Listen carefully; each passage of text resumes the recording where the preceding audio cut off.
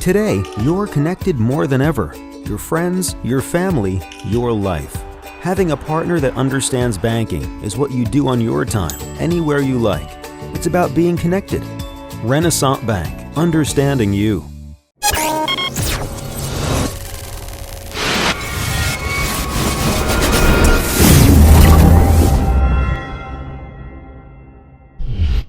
Sponsored by Renaissance Bank. Good morning, Northeast Mississippi. This is Newsbreak for Wednesday, November 9th. I'm Brad Locke. Thanks for joining us. And Newsbreak, by the way, comes to you each Monday through Friday at 7 a.m. You can watch it at djournal.com, our Facebook page, our YouTube channel, or our mobile apps for Apple and Android devices. We're going to take a quick look at news, sports, and weather. And Tuesday was a big day at the ballot box, so let's start there, shall we?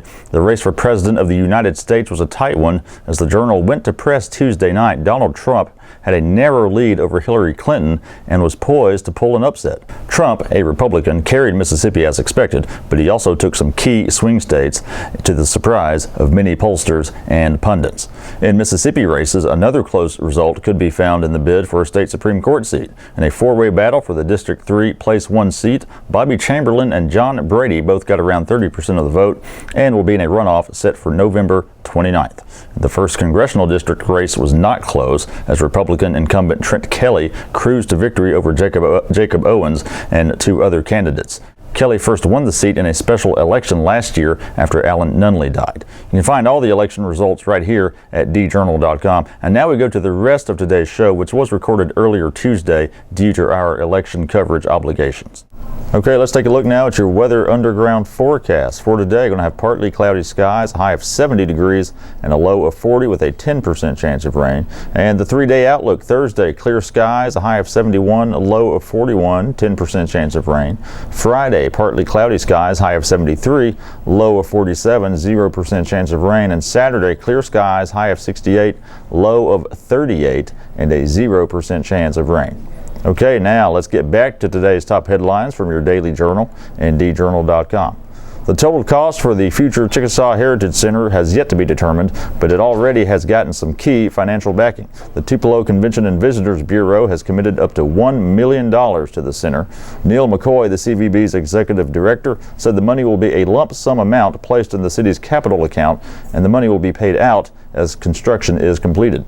The center will be built on 162 acres owned by the Chickasaw Encana Foundation, adjacent to the Natchez Trace Parkway. Last month, the Chickasaw Nation signed a partnership with the City of Tupelo, the foundation, and the National Park Service to begin work on expanding the cultural knowledge of the Chickasaw Nation homeland.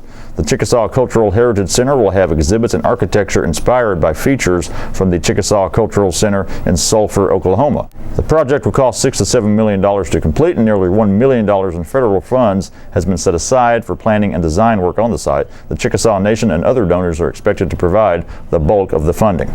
Work will begin soon on a storm shelter at Tupelo's Carver Elementary. That project had been delayed for months after its cost came in over budget. The district was waiting for confirmation that the Federal Emergency Management Agency would still cover its portion of the cost.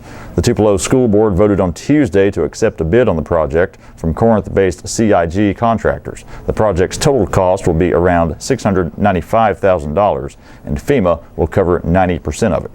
The school district also will pay for 2 additional features: paint and ceiling clouds to control sound in the shelter. That will bring its portion to about $100,000. The 2,200 square foot shelter will be located at the foot of the hill between the main school building and the gym. It will accommodate 382 people. TPSD Director of Operations Andy Cantrell said construction should begin by mid-December. FEMA-funded shelters also are being built at Joyner and Thomas Street elementary schools.